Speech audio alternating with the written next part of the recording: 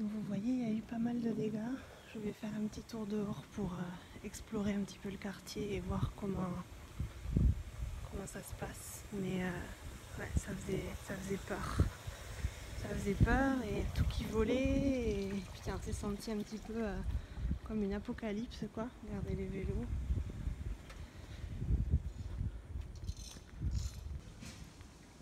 Le bruit constant des ambulances, ça angoisse un peu, sincèrement. Ça fait des heures et des heures qu'on n'entend que des ambulances.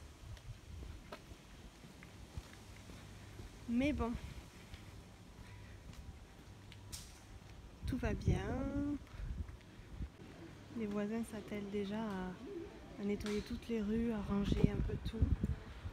Les Japonais sont très attachés en fait à leurs endroits et généralement ici il n'y a pas vraiment de service de nettoyage de rue, etc. Et donc généralement ce sont eux qui se chargent de nettoyer les rues. Et donc là tout le monde est en train de s'atteler à la tâche alors que ça fait que 1 ou 2 heures que le typhon est passé. Ça c'est un coiffeur, regardez les dégâts. Oh là là. Donc la devanture a complètement été arrachée et c'est arrachée en fait et c'est donc tombé sur la fenêtre quoi d'acier. Je vais continuer, il commence un petit peu à pleuvoir mais je vais continuer à marcher.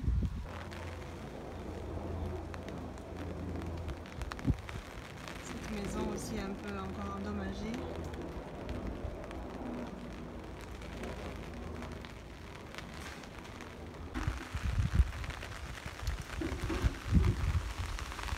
Le pire c'est quand même voilà les petites maisons un peu anciennes japonaises qui ont dû avoir pas mal de dégâts. Regardez ça, voilà par exemple. Alors je sais pas si ça s'est passé cette fois-ci pendant le typhon, mais oh là là, oh mon dieu, ça me fait beaucoup de peine de voir ça. Voilà, ça c'est vraiment le pire en fait, les petites maisons anciennes qui n'ont pas vraiment de sécurité et lors de typhons comme ça un peu forts ou lors de gros tremblements de terre, c'est les habitations en fait qui prennent le plus cher. Cette antenne je l'ai vue voler depuis ma fenêtre et je me disais où est-ce qu'elle avait atterri et elle est là, juste en face de chez moi. Atroce. C'est l'apocalypse.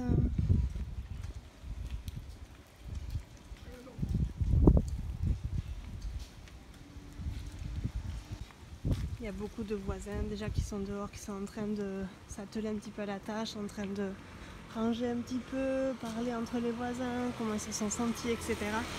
Et c'est assez incroyable parce que généralement c'est vrai qu'on voit peu de gens dehors. Surtout, voilà, je vis dans un quartier assez résidentiel et on voit peu de gens parler entre eux en fait finalement. C'est pas très commun. Et là en fait on voit qu'il y a comme une petite solidarité entre les gens qui ont vécu ce petit typhon, que dis-je, ce typhon assez énorme. Et en fait l'agence météorologique du Japon disait que ça faisait 25 ans que on n'avait pas ressenti ou on n'avait pas eu en tout cas un typhon aussi violent.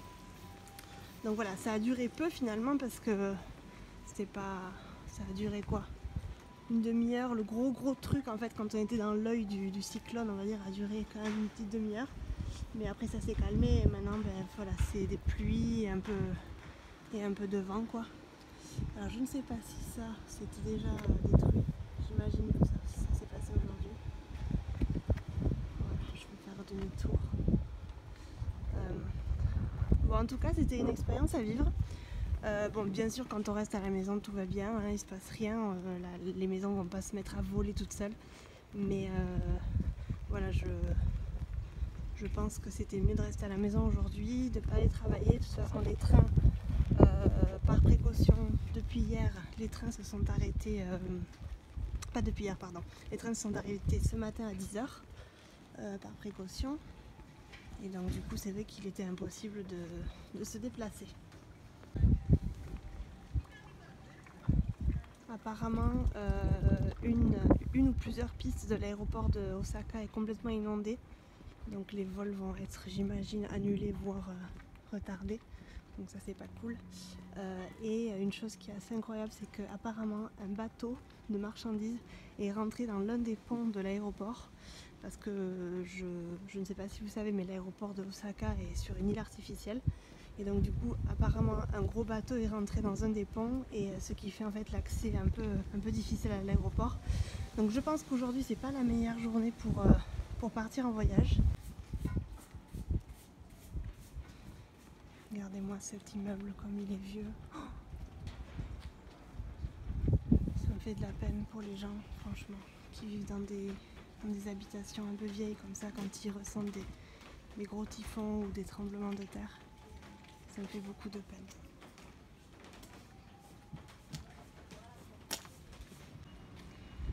Bon, mais ma copine qui devait arriver de Barcelone demain a vu son vol annulé, donc ils viennent juste de la contacter et son vol est annulé, donc je pense que l'aéroport de Osaka est inaccessible.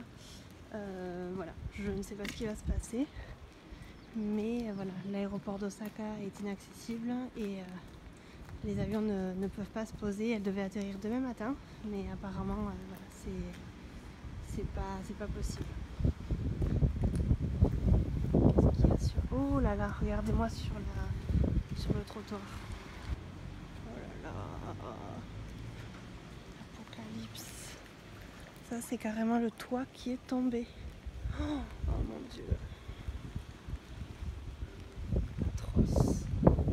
Ouais, c'était vraiment pas... Alors je crois que ça c'est un des toits, je ne sais pas, mais un des toits qui est tombé.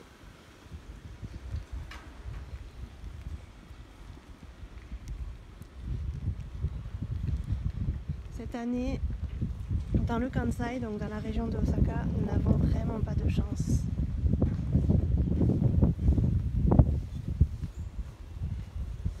Là aussi c'est arraché, si vous regardez bien. Oh, je me sens triste de voir tout ça, vous pouvez pas vous imaginer. Je me sens super triste.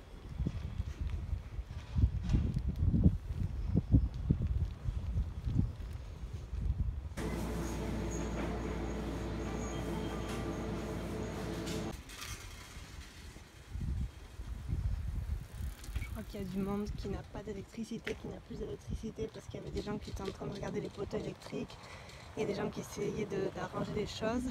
Nous-mêmes, on a eu des moments sans électricité, mais c'est revenu. Oh putain.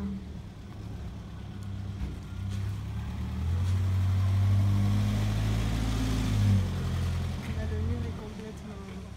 Comme vous pouvez voir, le mur s'est effondré. Oh là là.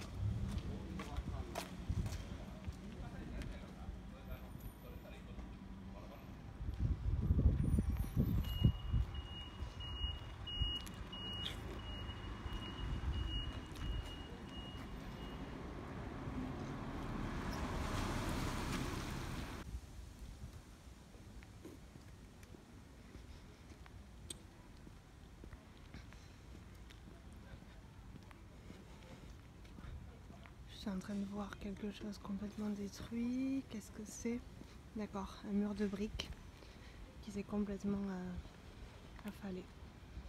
Encore une fois, des habitations un peu anciennes.